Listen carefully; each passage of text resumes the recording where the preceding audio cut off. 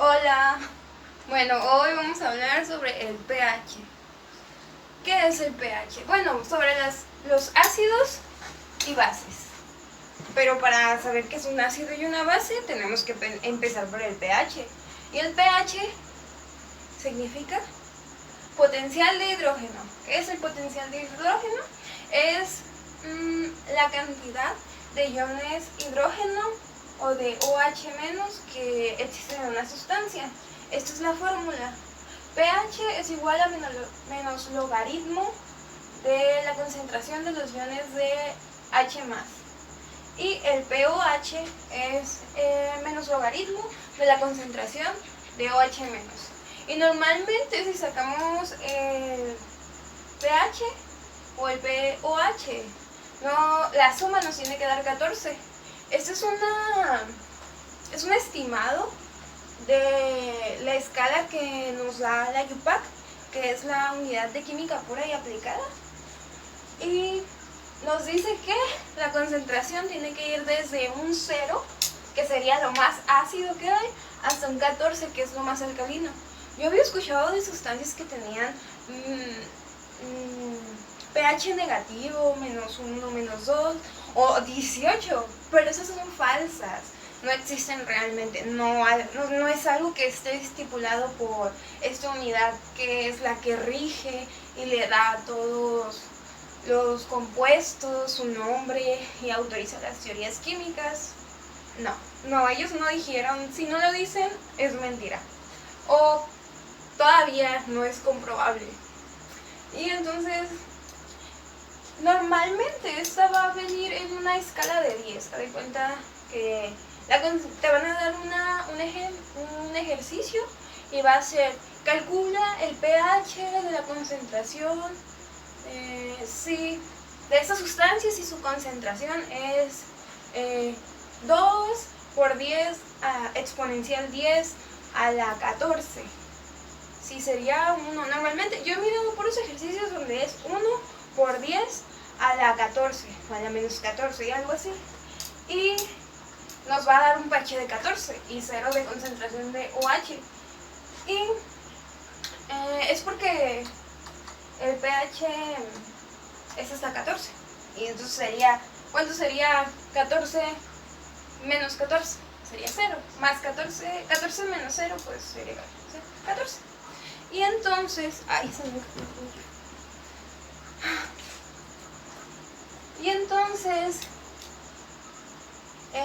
tenemos que la teoría de ácidos y bases. Existen 3 hasta el momento, pero no todas, algunas están en desuso. Por ejemplo, de hecho la primera forma de medir el pH hace tiempo, demasiado tiempo, antes de Arrhenius, era probando las sustancias. Imagínense probar ácido sulfúrico. Así era como le hacían. De hecho, un maestro me contó que hace aproximadamente unos 10 o 15 años, creo, es que yo estaba en la prepa y él decía que hace 10 años que había estudiado la carrera y lo hacían probar rocas de metales para probar la alcalinidad y la acidez. Y no, es como si dijeras: voy a probar el ácido de una batería para ver si es ácido. Por supuesto que va a ser ácido y no necesitas probarlo porque te mueres. Y para eso se crearon estas escalas, para no andar arriesgando la vida. Entonces tenemos a la de Arrhenius. La de Arrhenius nos cuenta que para poder medir esta capacidad de el potencial de hidrógeno en las sustancias, tenemos que estar en un medio con agua, exactamente con agua. Aquí tenemos el ejemplo de HCl, que es el ácido clorhídrico más agua, que se descompone en H+ y CH-.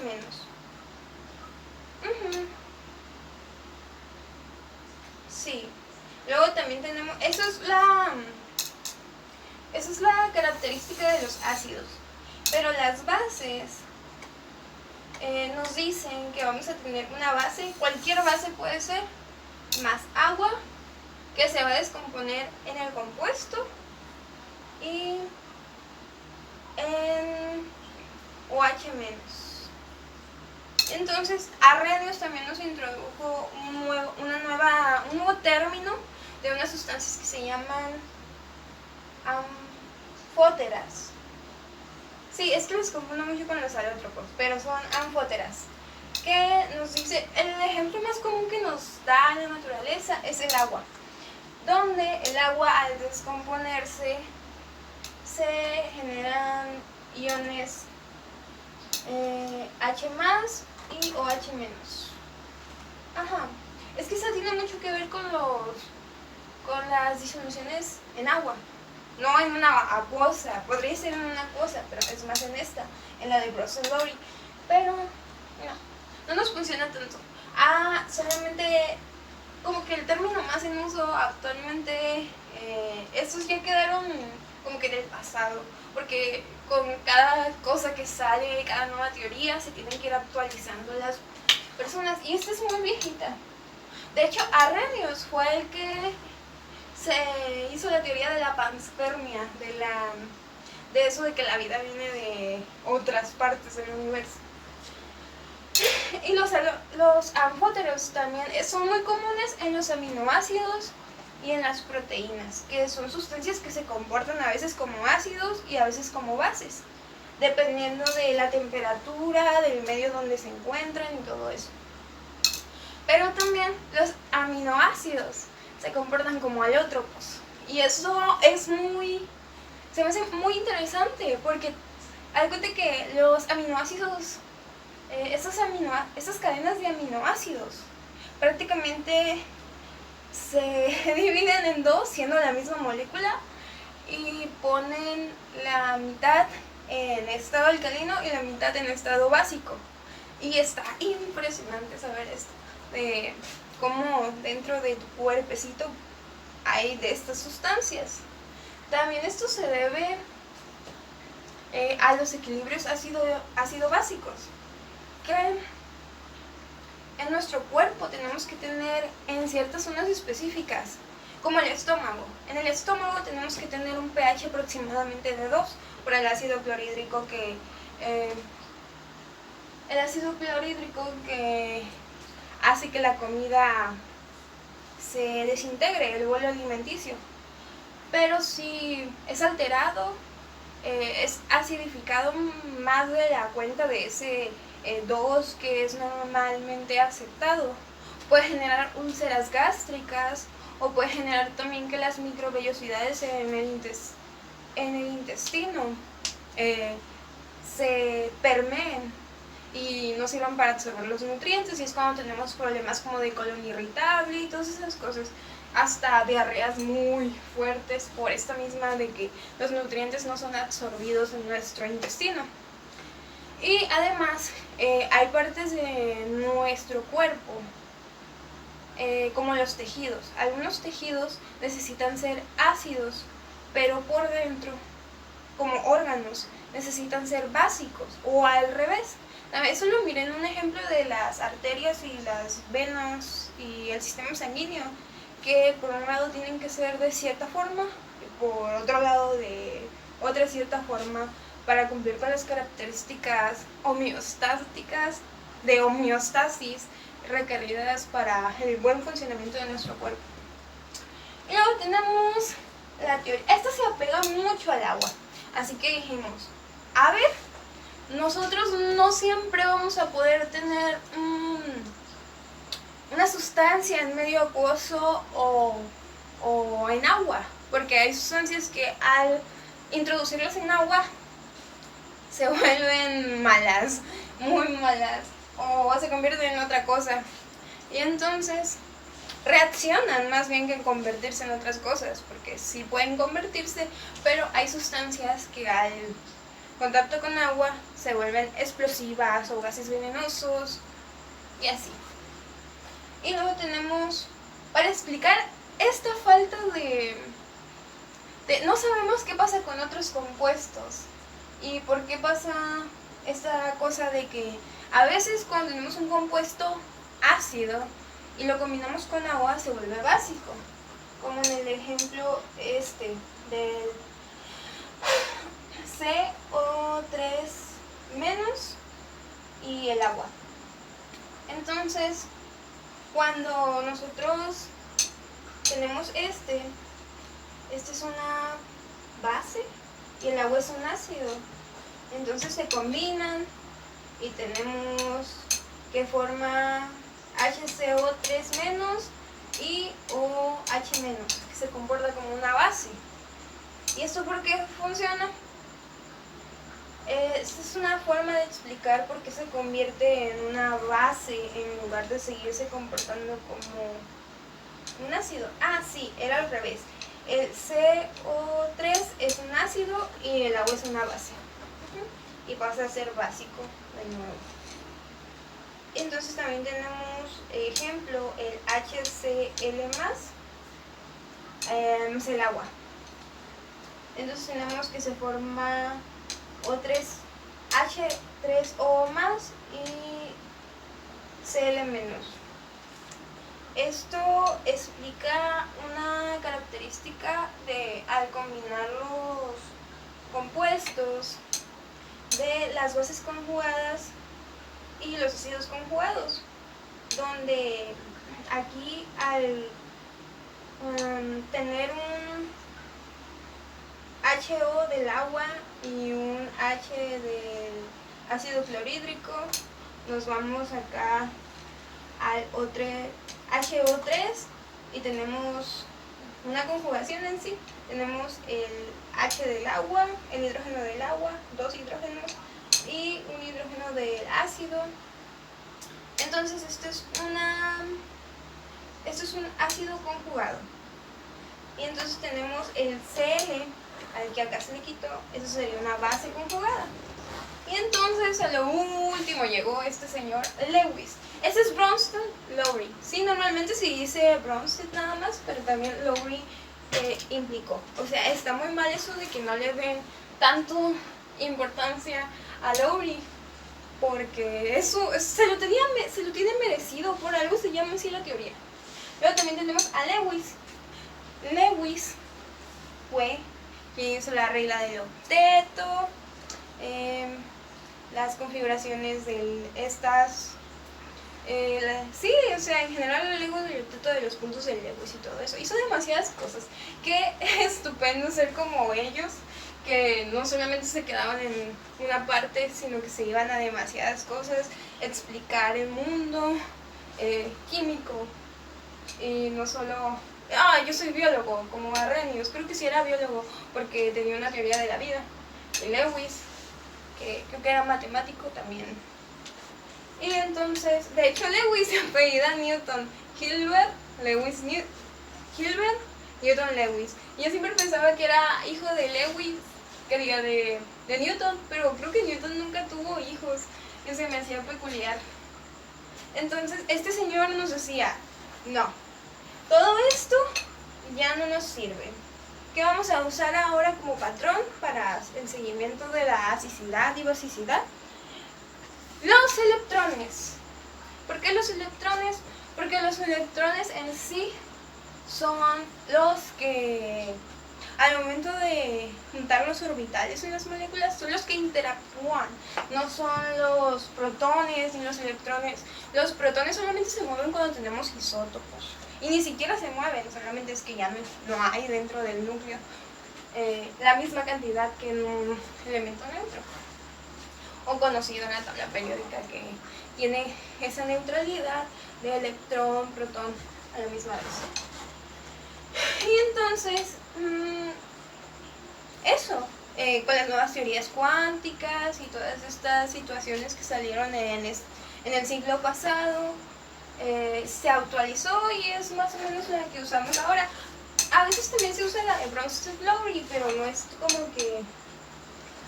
es más exacto la de Lewis, porque por esta cosa de que toma como patrón a los electrones. Y ya miramos esto de la... Sí, entonces un indicador para... Bueno, no es tan indicador, pero las sustancias estas se suelen medir con un pHímetro y da exactamente. Normalmente, como no estamos yendo a laboratorios actualmente, lo tenemos que hacer con medios como indicadores naturales. como este.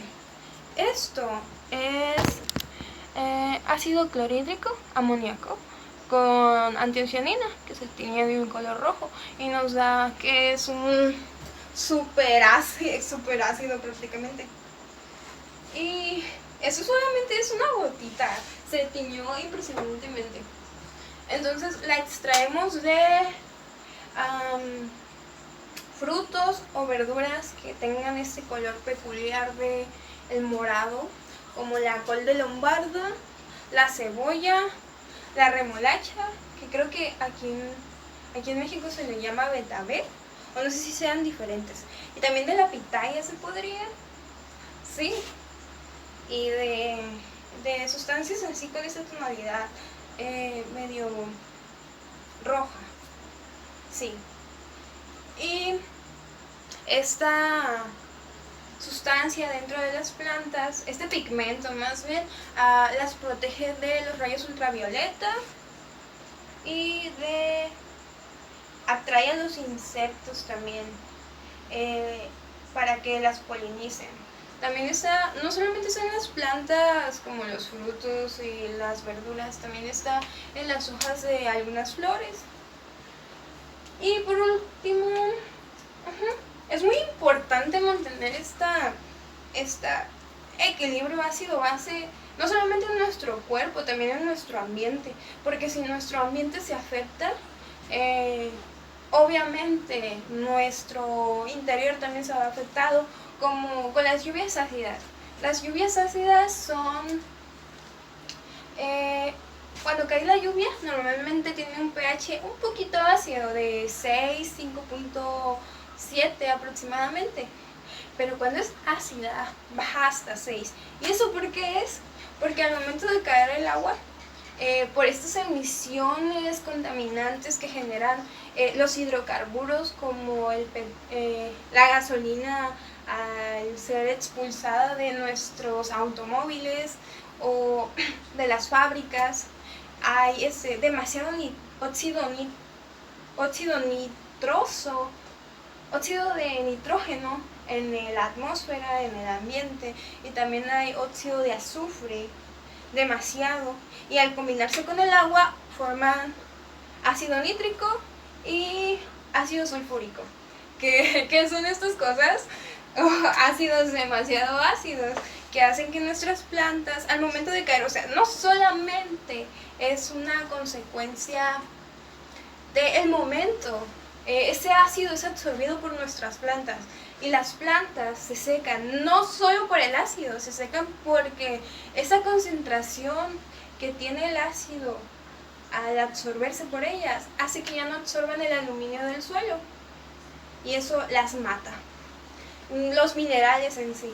Y también no solo, sí, podría ser que ya no nos importara un medio tan ambiental, decir, pues que se mueran las plantas, podríamos pensar así, tener esa idea tan neandertal y decir, no me importan las plantas, pero no solo afecta a las plantas, también afecta a las construcciones.